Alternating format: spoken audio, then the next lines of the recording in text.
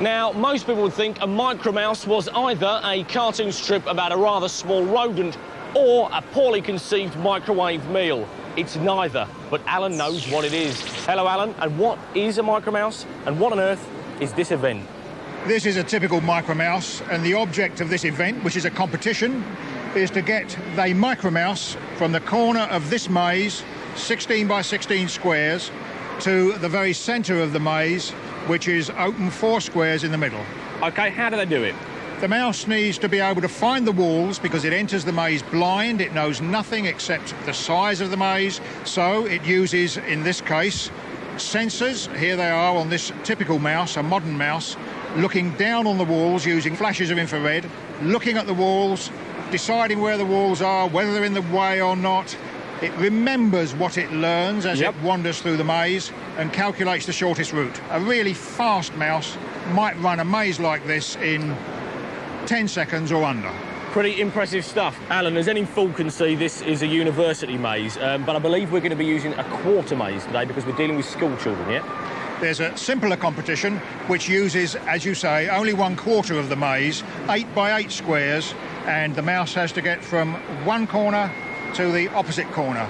It can do that, of course, by following one wall, and it will inevitably get there. It won't work on a full-size maze. On a quarter-size maze, it does. There you go. Simple child's play. What's it called?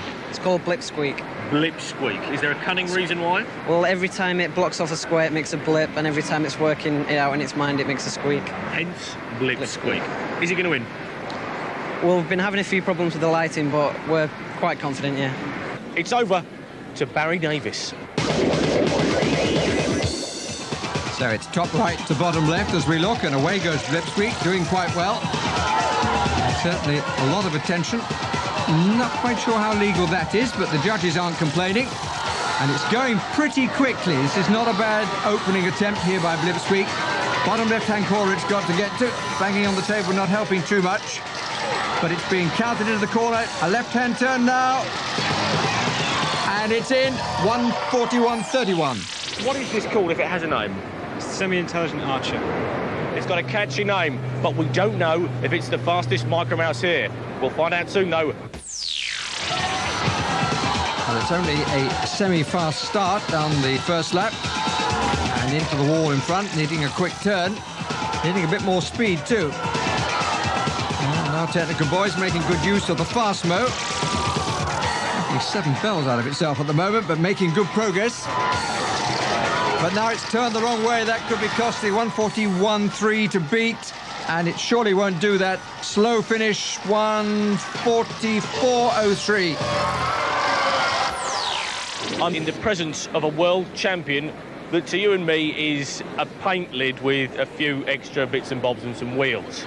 What's it called? It's called horsepower. Horsepower, why? Because we like to think it has loads. And you've got 2 pictures on there, yeah? You've got yourself, and who's the other lad? And that's my colleague, Craig. OK. Is it going to win? I hope so. We're going to find out pretty soon. This is the US entry, United Simpletons from High Wycombe in Buckinghamshire. Fast start, not always taking the right direction. It's gone the long way round now. And it's got into a cul-de-sac. Time ticking away. But even so, its movement is quick. Sometimes more haste, less speed. Left hand down. And it's in. And that's a very quick time, 27.03. I'm with a circuit board and 3 vanity mirrors sellotaped to it. It has a name. What is it? It's called T.A.D, named after the creators, Tom, Andrew and Dave. Aha! Is it going to win? No. No. Well, names on the record, but also their opinions. Let's see. Away it goes, a little bit slowly, and it's stalled as the clock ticks on. Bit of lip biting. Serious expressions around the course. And it's not going too quickly. And this looks a difficult turn, a tad too difficult, you might say, and I think they've aborted. So the winner was Horsepower from the United Simpletons team from High Wycombe in Buckinghamshire. two contestants in this opening round are Millennium Bug and Dash 24, and this is the new course. The major difference from last year is that the Micromouse enter from the left and go towards the middle, and that we've just shown you is the quickest way home. Now, during the course of the competition, we will see two different types of Micromouse. We see the wall follower and the maze solver. Millennium Bug is a maze solver, which means that Derek Hall has a robot who will work out the quickest way. As he turns now, he will come and begin his attempt. It has on board both memory and sensors that will tell it it's about to hit a wall and needs to turn. Highly technical pieces of apparatus, these. And this is a very good time. It's a competition which is taken very seriously, and people take a lot of time to build these robots. This is a good opening standard being set as the robot works out the quickest way to home. Two more right turns and it'll be there. And it's there in a time of 28.22. Dash now is another maze solver, but doing it rather slowly. Superimposed now is where Millennium Bug was at this stage. So let's now speed up Dash, make it live up to its name and see what route it took, obviously in a much longer time. And in it comes, did it well, but in a much slower time, 1 minute and 59 seconds, so Millennium Bug sets a hot standard. Duncan, what is the name of this little fella in your hands? This is DIM, also known as Distinctive Ingenious Machine. It's tiny, a lot smaller than the other mice. Is that because it's built for speed? There doesn't seem to be much in there. It's built for simplicity. There's almost nothing in there. It has no intelligence whatsoever. It just automatically steers from the wall.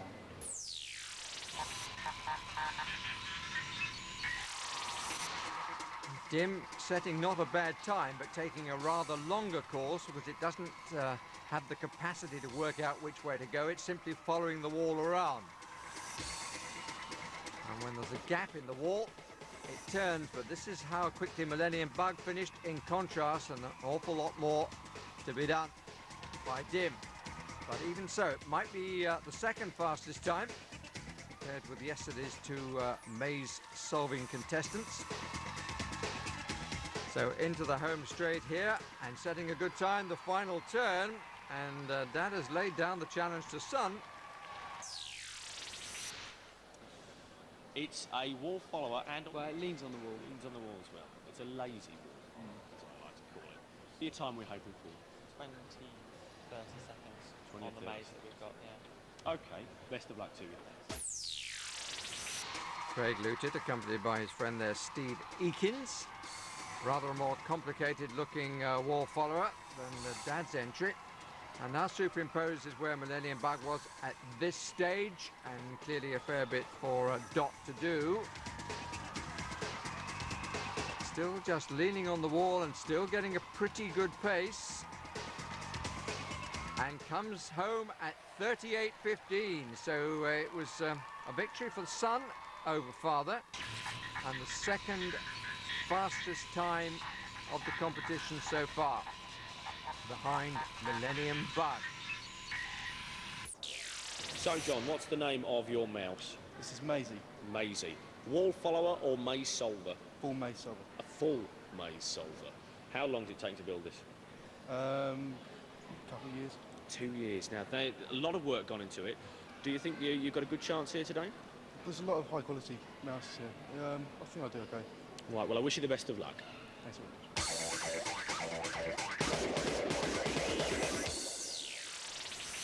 Jonathan Evans, all set to be the fifth of 6 competitors. A really high-tech Micromouse, but it would seem without an accelerator. An awful long time to reach the first bend. And the first problem has clearly not been solved. Went the wrong way. And superimposed is Millennium Bug finishing in the equivalent time. So let's speed up the performance of Maisie. Got the brain working all right, but not quick enough. 1 minute 57 the time. Alan, what's the name of this mouse in your hand? This is Enterprise. It's owned by Dave Woodfield. who has skipped off to Paris for a holiday, so I'm running it on his behalf. And it looks an ingenious piece of work. How long has this taken to create? Well, Dave built this probably 6, 7, 8 years ago, and since then he's tried to build a faster one and has failed. It's a very successful mouse, and as most mice always take too long to build, I couldn't guess how long Dave took, but you're talking of hundreds of hours of dedicated work while your wife moans at you from the kitchen. Are you confident, Alan, that this can do it today? It's in with a very, very good chance indeed. It's an international class mouse. An international class mouse. Well, best of luck to you, Alan. Thanks. I am looking forward to it. So, on paper, Star Mouse Enterprise, and on the track as well. Very quick start. An awful lot of brain packed into this Micromouse. Notice the changes of pace. When it's in the straight, it speeds up, slows down at the corner, turns actually before the corners, way ahead of Millennium Bug as we see. And a winning time, 15.03. Alan, a phenomenal time, 15 seconds, gold medal. You were very confident before the race, and you can be really, really chuffed with yourself. You didn't build it, marshalled it along. Well, it takes a lot of the gloss off. It's not my mouse, I wish it was, but Dave Woodfield has done it again, as I knew he would. Congratulations, and thoroughly well deserved. Comprehensive victory of brain and pace, and the Maze Solvers take both the gold and the silver medal. Millennium Bug the silver, but a fine performance by a wall follower, Dot, to take the bronze. Time now for some artificial intelligence. No, not me, it's our Micromouse event. Now today's the turn of our wall followers. Now these particular mice follow the left-hand side of our maze, working their way into the middle. Now the tricky bit, of course, is to negotiate all the dead ends and be faster than all the other mice taking part. So that's what they've got to do. Let the mice come out and play, and whatever you do, keep the cat away from the telly. Hi, I'm Sam. And I'm James. And we're Team Artful Bodgers, and this is our mouse, Mouse. A couple of Artful Bodgers from High Wycombe in Buckinghamshire.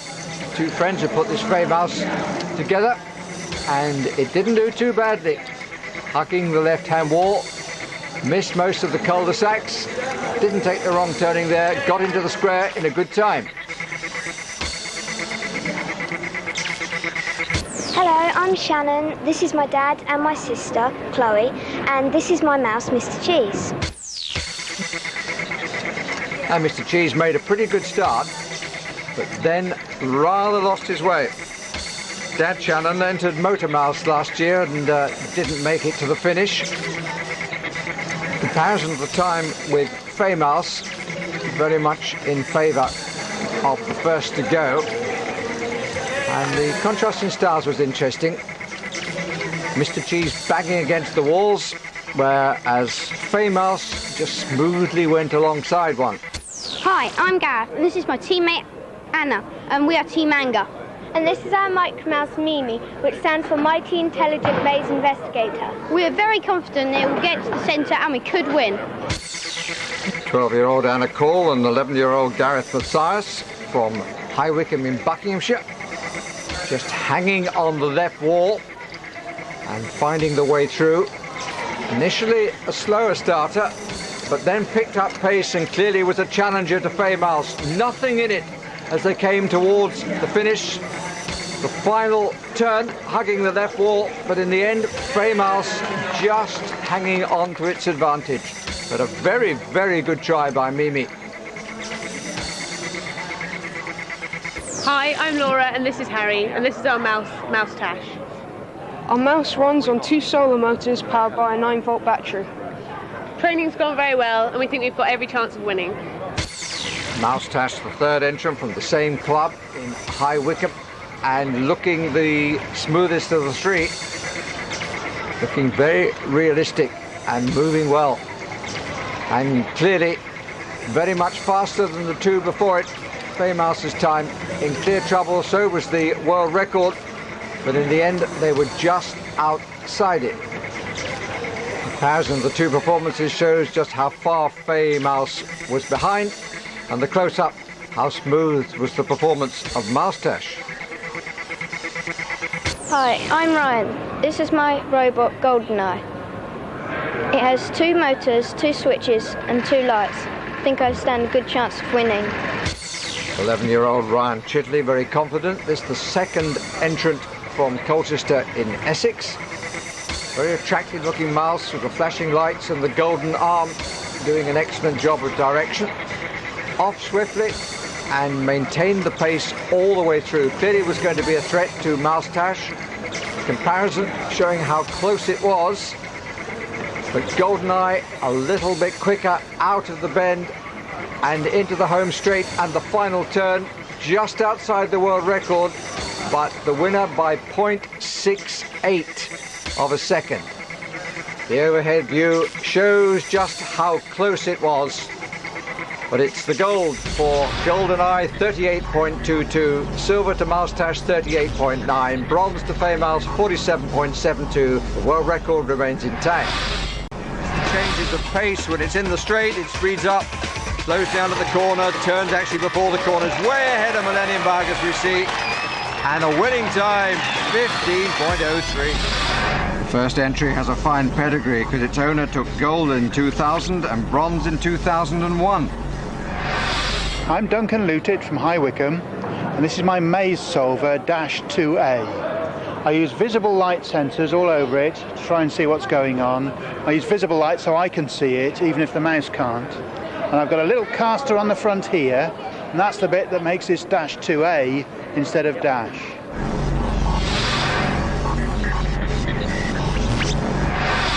Our first look at -2A is during the practice run. Every maze solver needs the practice so that the robot can work out where it's got to go, which is the best course for home. Now it's off and running for real. Somewhat slowly, it has to be said. It's not feeling its way. It's trying to remember the course to take.